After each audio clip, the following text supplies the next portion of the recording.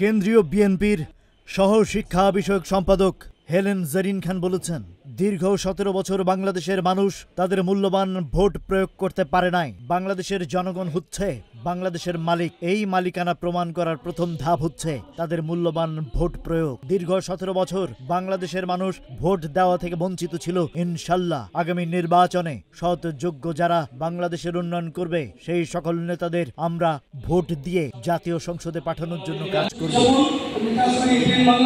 শনিবার দুপুরে চর্মগুড়িয়া কমিউনিটি সেন্টারে মাদারীপুরে কর্মরত বিভিন্ন প্রিন্ট ও ইলেকট্রনিক মিডিয়ার সাংবাদিকদের সাথে পরিচিতি সভা ও মতবিনিময় সভায় প্রধান অতিথির বক্তব্যে তিনি সব কথা বলেন।